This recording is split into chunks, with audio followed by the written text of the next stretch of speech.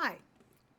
Okay, so in this video, we are going to go through the Q1 synthesis essay and sort of model how I would follow this whole procedure that I laid out in the overview video.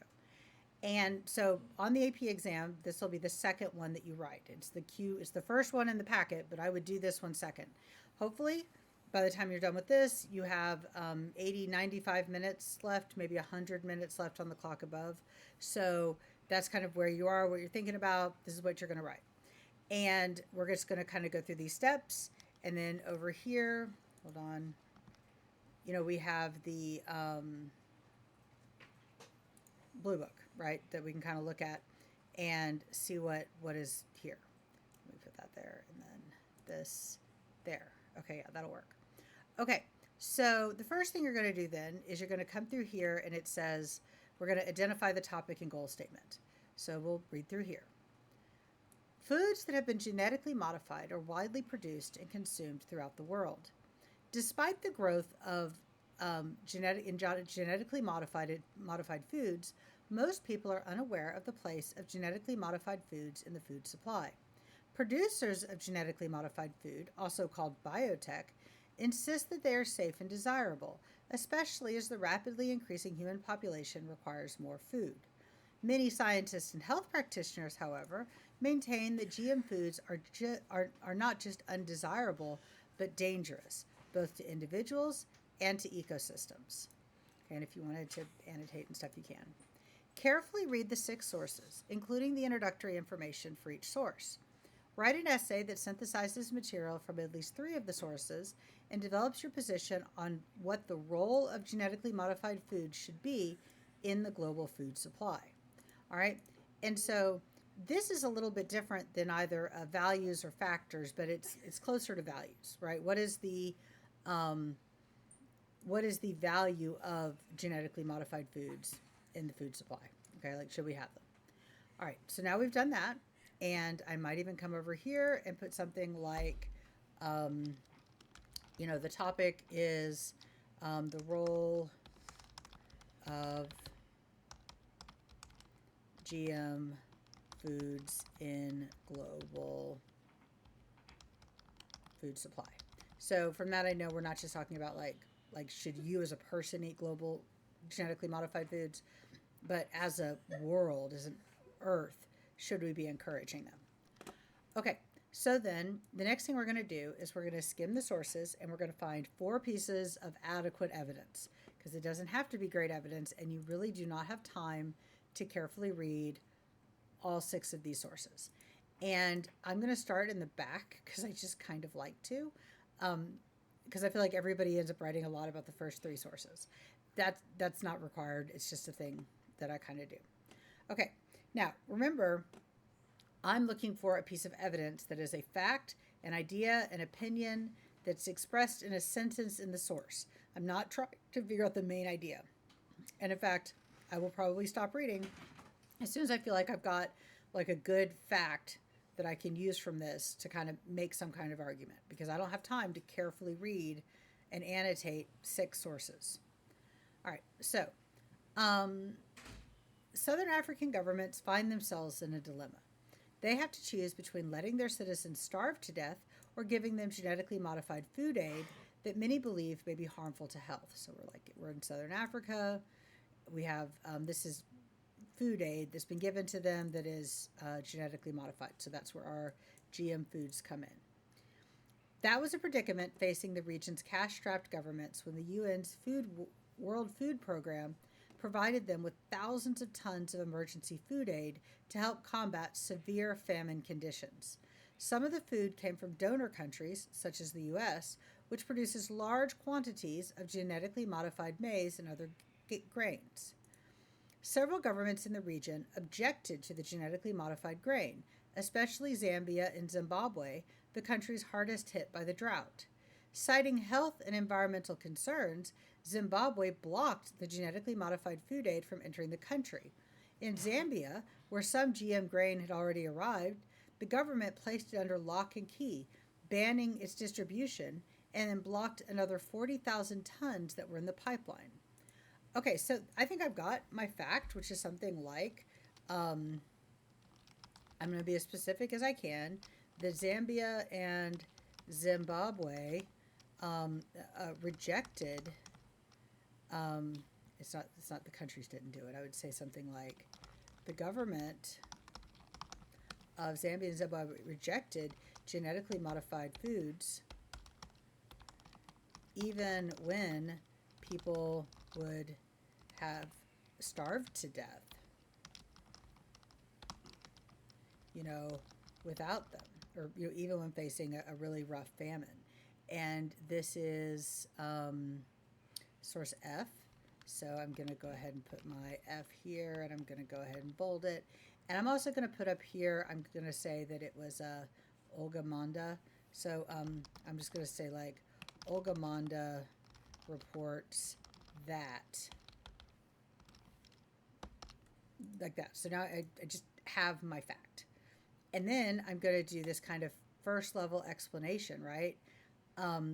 This basic information about the source and what it says about the topic, right? I'm just going to bridge to what is the role of genetically modified food in the global food supply, okay? And I'm going to say something like, currently, because this appeared to have like happened pretty recently, currently, people in some places are so worried about the health outcomes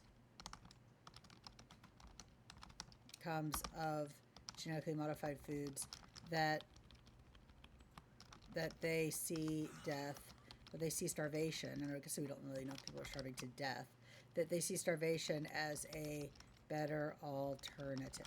So see, this is basically just how this is important if we're going to talk about it in the global market. And so we can maybe go a little bit further and say something like genetically modified food has no place in the world of food, in the global supply chain, if people, won't accept it, right? Because there's no point in providing it if people won't have it. So I still haven't really expressed any kind of opinion about what I think people should do or anything like that. This first level of evidence is just like, what does this have to do with the topic as a whole? And I'm going to be done with this source, and I'm going to go to E, which is in, it doesn't have an author. It's in the UQ News at the University of Queensland, which is what UQ is. It's from Australia, okay? So I'm going to come down here and read this. And I'm going to see that Australian states should not ban commercial production of genetically modified plants and foods, as the risks are alarmist and exaggerated, according to a new study.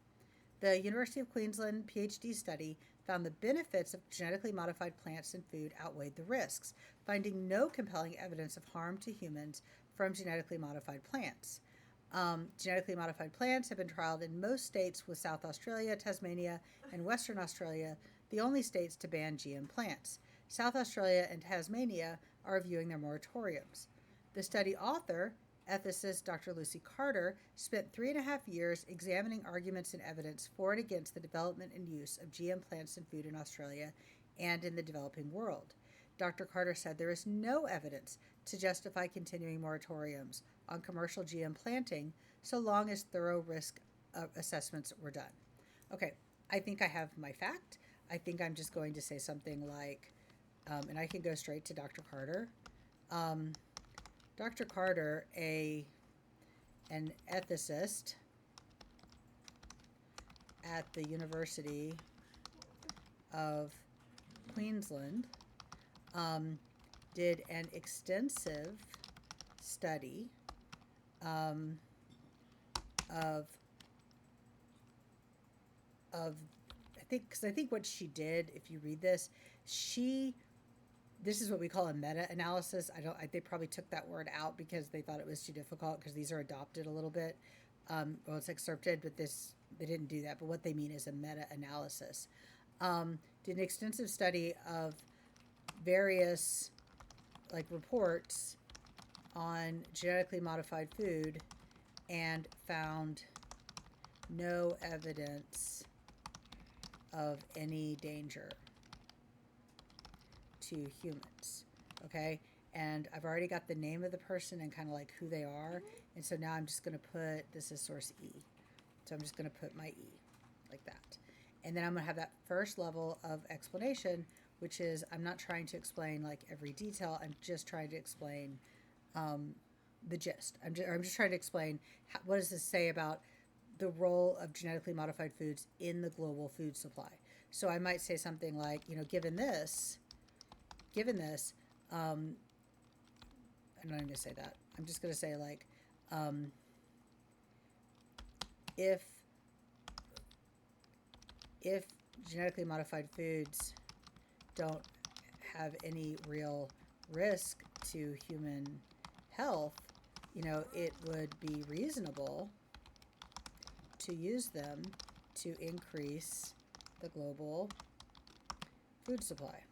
Okay, that's just like that very first level interpretation. Like, we're not getting deep into it. We're just like, that's what matters there. Okay, and I would put like an extra space here to make sure it's clear that these are like chunks. All right, and then I'm going to come down here and I'm going to go to my next source. Okay, and we have, in a Eurobarometer opinion poll, this is by Sam Cage, high food prices may cut opposition to genetically modified foods. This was published online in the New York Times. All right, in a Eurobarometer opinion poll in March, the number of European respondents saying that they lacked information on genetically modified food fell to 26%, compared with 40% in the previous survey, which took place in 2005, and this is 2011. A lot of these are very out of date. That's because this prompt is out of date. Synthesis prompts go out of date very quickly. I would be surprised if there's anything that's out of date that you're going to see on the actual test. Okay, but 58% were apprehensive, so that was a few years earlier, if this was 2011. But 58% were apprehensive about the use of such crop technology, and just 21% were in favor, down from 26% in a 2006 Eurobarometer survey on biotechnology. People do change attitudes just gradually because they become used to technologies, said Jonathan Ramsey, spokesman for Monsanto, the world's biggest seed company. And right there, I'm kind of thinking, well, yeah, you'd think so. Like he's somebody that sells the genetically modified food, so that's a very sus source. Doesn't mean it's wrong, but like, I'm just going to notice that and think about it. Consumers are looking at prices. Consumers hear the stories about food production, growing population of the world, and I think people do understand that agriculture needs to be efficient. So but I mean, he's going to say that because he's selling these. Then we have a different voice. Frederick Bersheimer, chief executive of the world's fourth biggest seed producer, so another person who sells these, Bayer Crop Science, believes that acceptance of genetically modified organisms, or GMOs, will be gradual. Long term, I'm certain that GMOs will be accepted, Bershauer said, but I dare not give a forecast whether that will be in 5 years or in 10. Okay, but critics of genetic modification say that the technology does not bring the benefits promised. A recent report by the organic group Soil Association concluded that yields of all major GM varieties are equivalent to or less than those from conventional crops. I'm going to kind of abandon this source. And the reason I'm going to is that these are obviously people that are like very pro genetically modified organisms from a bias point of view. And then these are kind of like the anti-groups. And I just feel like they're not really, like, I don't know what to pull from this. I feel like it's not really going anywhere. If I was going to use anything, I would probably just stick to this, that people are learning more about genetically modified crops, but they feel like they're learning less. But I honestly kind of hope I don't have to use it. So I'm going to move on. Okay. All right. And I'm not using this source. Okay. So whenever you see one of these, it's like a dotted list and like all of this stuff, I find these almost impossible to use because you don't know who's saying this. This is like if we look at this, genetically modified foods and organisms, Human Genome Project information.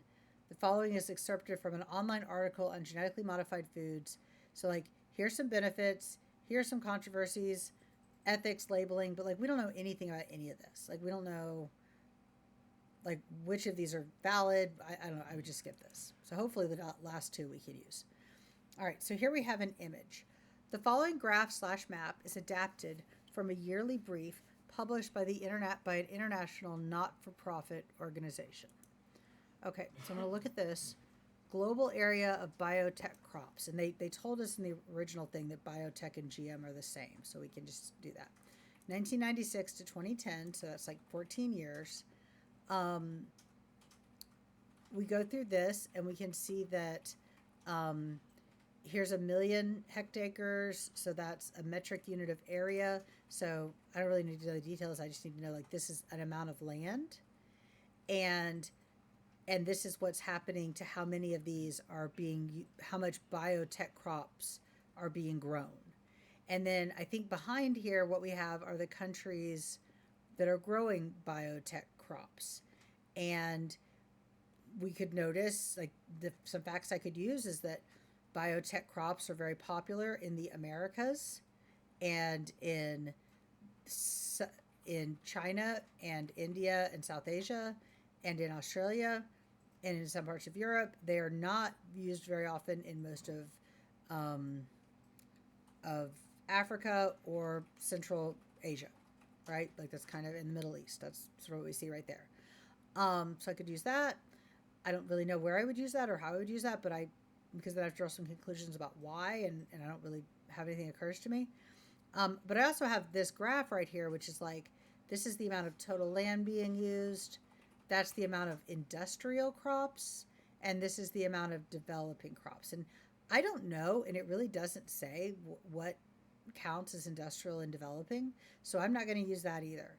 But what I might use, what I can't imagine wouldn't be useful, is that biotech crops have increased dramatically in 15 years, because we're going from 0 in 1996 to the total is like 150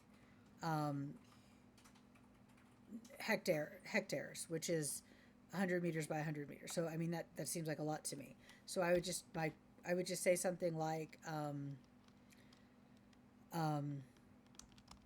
Clive James reports that in the last 15 years, 150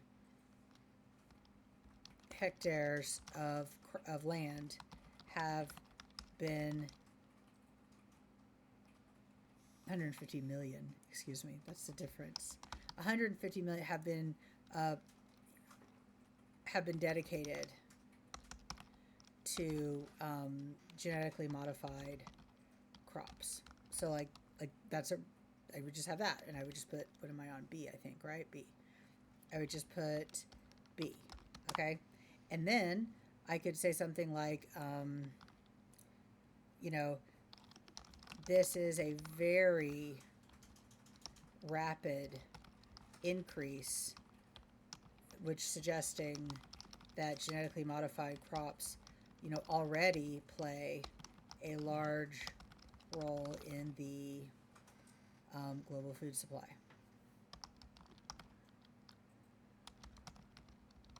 Okay, so it's just like, it's very basic. Then I'm going to come down here, and I'm going to get to, I could also, I might think about something like, if I looked at this, and that's my 3 sources, so if I really need a 4th one and A doesn't provide one, I can always go back and pull something out of F or E, because there's lots of stuff there. I might also say something like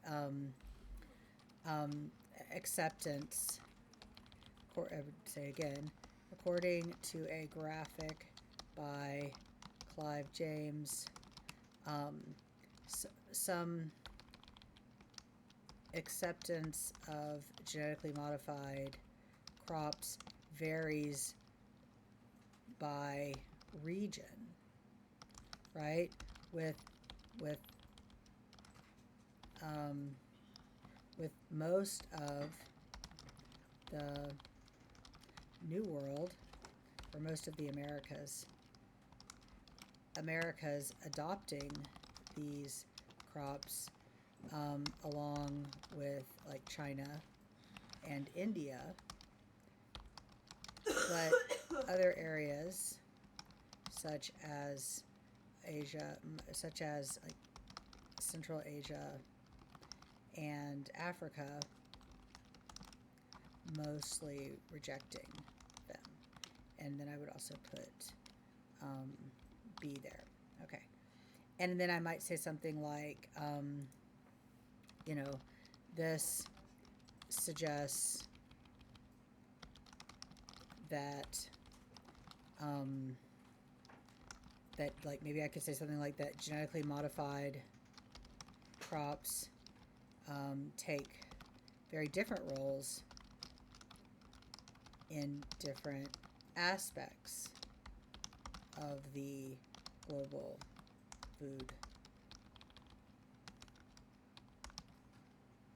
or in different places, like rather than have a single role, something like that. So I'm not even sure I'm going to use that one, but I wanted to show you how I might have written it up.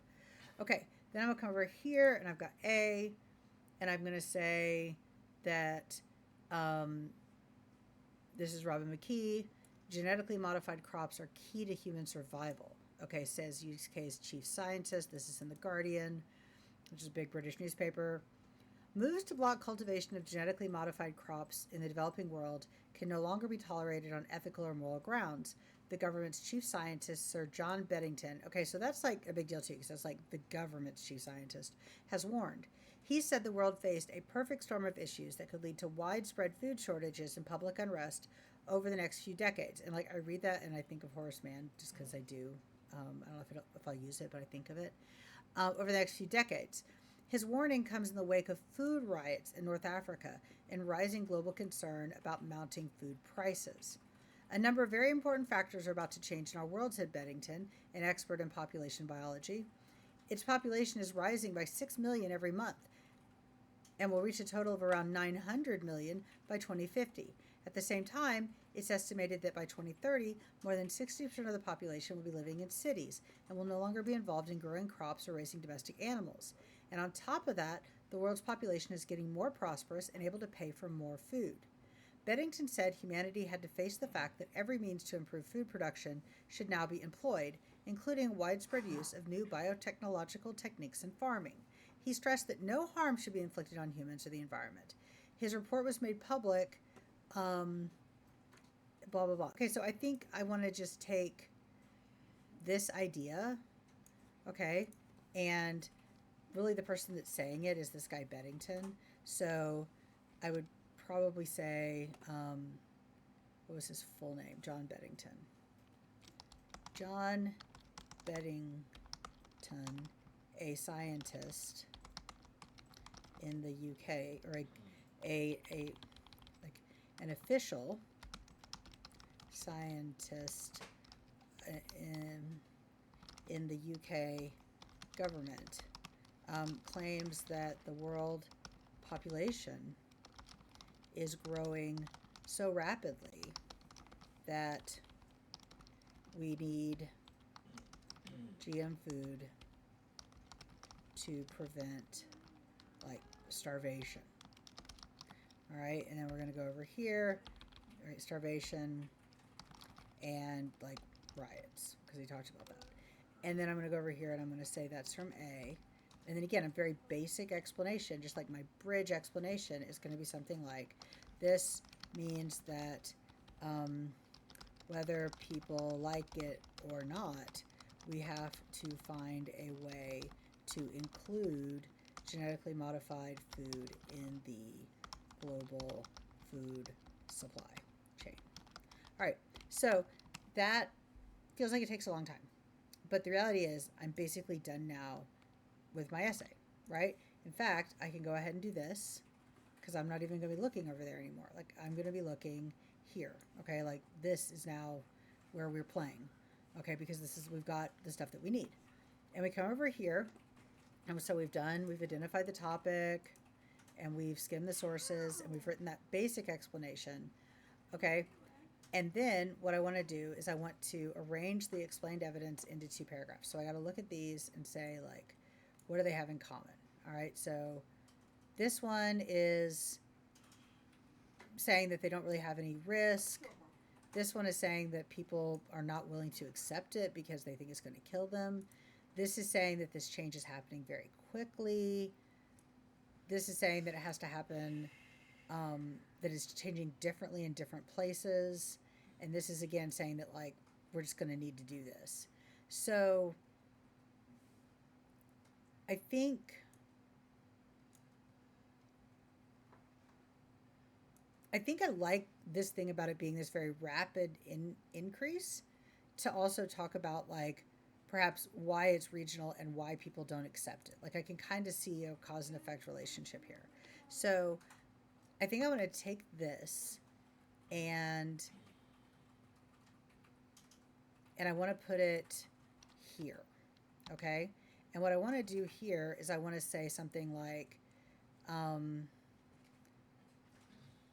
something like when I put these together, what they have in common that I want to talk about, and I might make myself a little bit note here, is that something like people don't want to.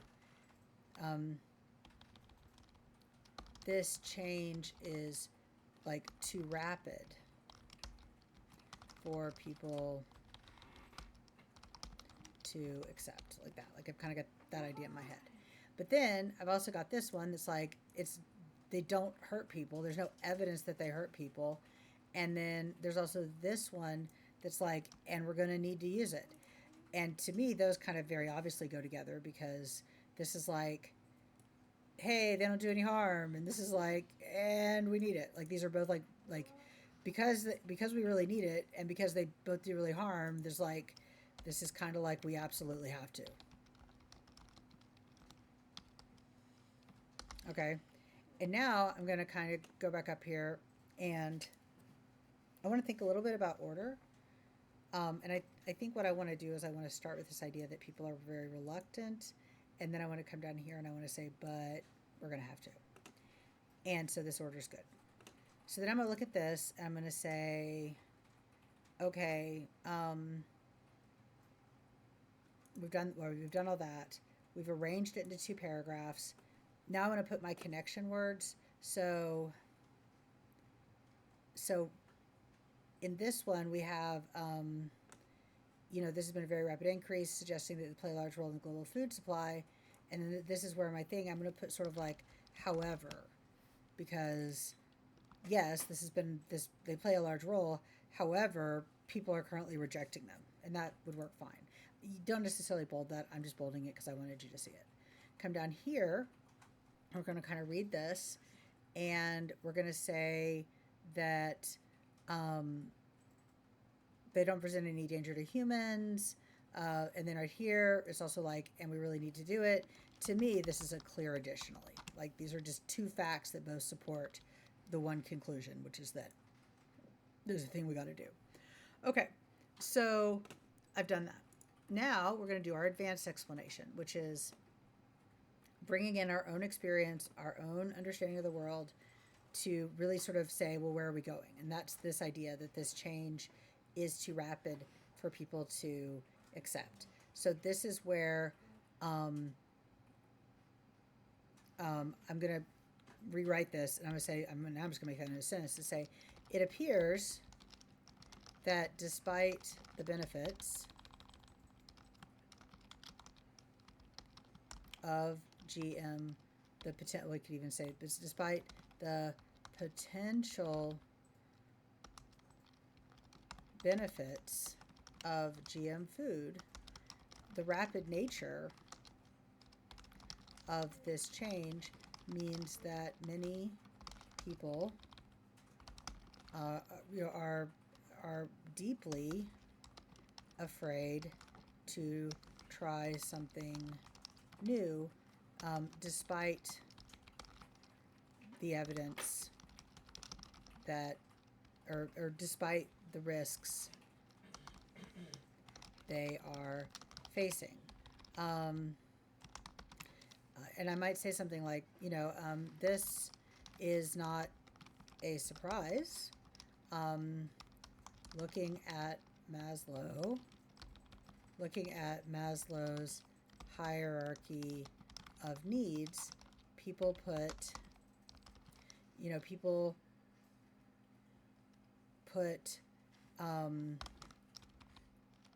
probably say something like this, both, physical, safety and food security are foundational.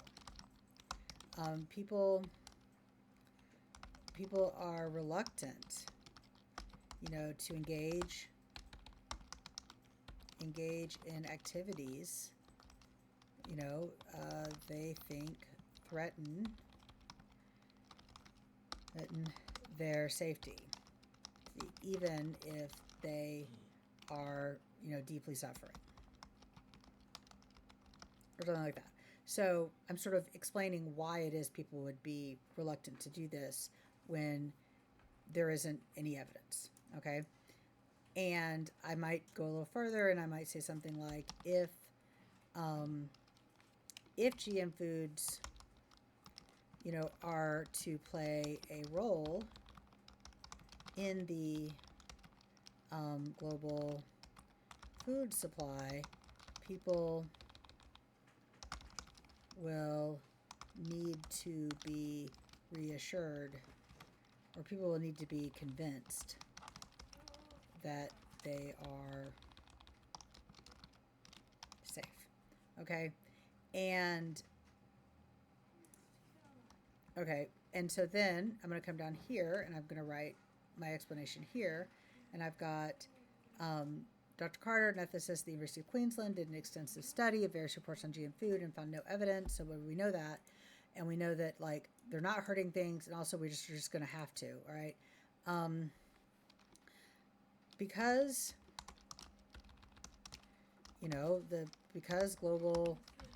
because GM foods, because the population,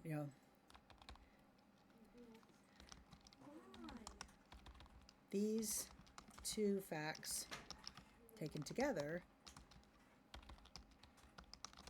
illustrate how essential GM foods are going to be over the next few decades. And then, this means that it is critical that we find a way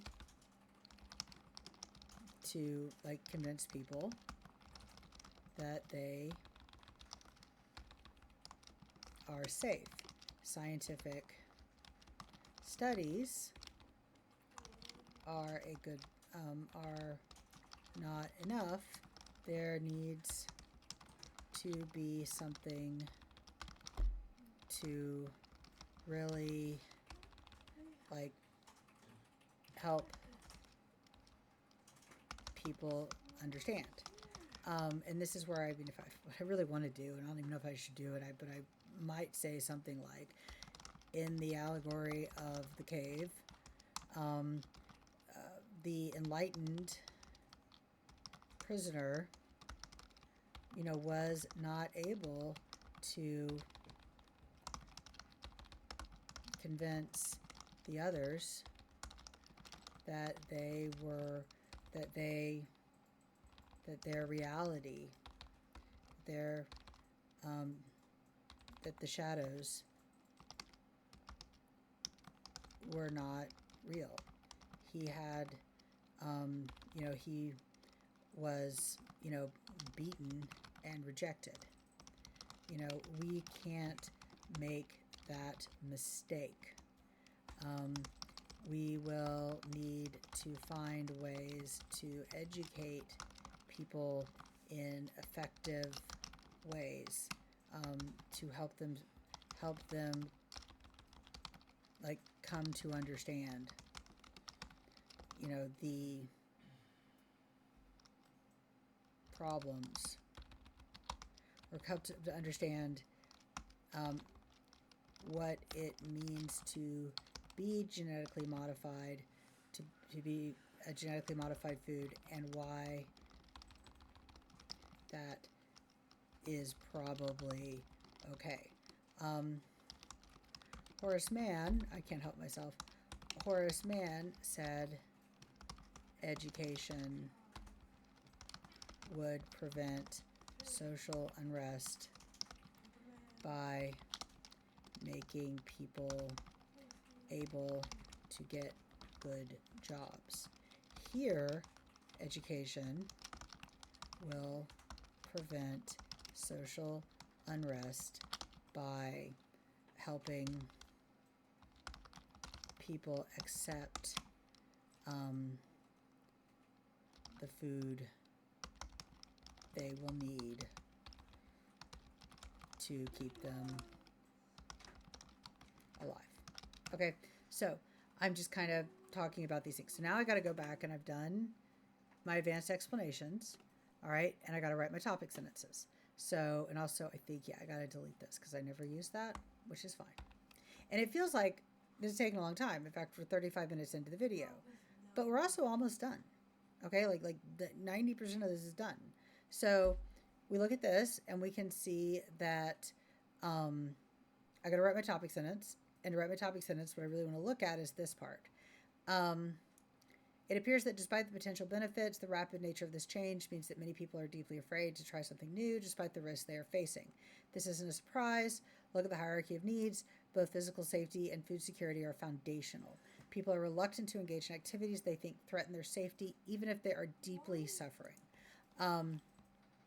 If GM foods are to play a role in the global food supply, people will need to be convinced that they are safe. So I think the claim that I'm really supporting here is something like it isn't enough for global, or no, say something like while global food supplies, or while GM crops are becoming more popular, it won't matter if hungry people aren't willing to eat them. Okay, and then that just kind of leads into this, that this is what we're going to need to do. And then we come down here and we have this idea that they are safe, and we're just absolutely going to have to use them. And therefore, it comes to this conclusion that education is important. So if this is like my first topic sentence, and don't necessarily bold them, but it helps me to see them. And the second topic sentence is going to be something like, it is essential that people learn to accept genetically modified food, because that's what all this is arguing, is that this is a really important thing that we have to do. So it's like both of these really are about, they're not really about the place of genetically modified food in the global food supply. They're about the need to change people's perceptions so that GM foods can have a role in global food supply. So then I would probably come up here and make my thesis something like genetically modified foods have the potential to improve the global food supply, but only if the psychological issues they cause are addressed. That sounds like eating genetically modified food makes you have psychological issues. How about they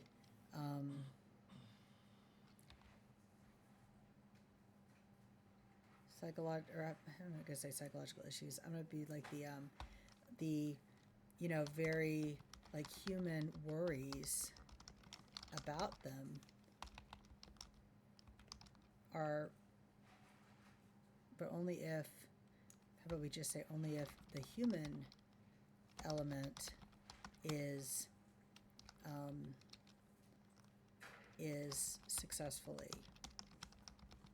addressed. Okay, so now I have a thesis. All right, so I wrote my topic sentences, I wrote my thesis. I'm going to go down and do my tiebacks, which is something about the human element being addressed.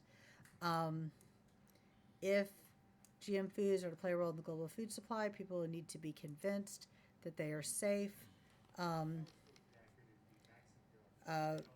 human element is more important than the scientific like truth or something like that, or then the scientific, yeah. Okay, so there I've mentioned human element. So I have again my line of reasoning. I'm gonna come down here. Social unrest by helping people accept the food. So this is the one about we're just gonna have to convince people. Um, again, um, uh, scientists cannot forget the human element if they want if they want to improve, um, if they want to use GM foods to address world hunger. So I got my tie back there too. Okay. And then I'm going to count really fast. I have A, E, F, B. So I'm good there. Got my connection word. So I've done that. I've checked to make sure I have 3 sources. I might indent because I do think it looks better if we indent. And we have a good strong space in between each paragraph. And I'm done. So that was 40 minutes, but that was included the time we spent reading. So if you have 55 minutes to do this, I feel like that's a very possible thing. I'm going to scroll really quickly so you can just like read. If you can want to pause the video and just sort of read what we wrote in the order it comes up in. So here's our thesis, and then here's our first paragraph.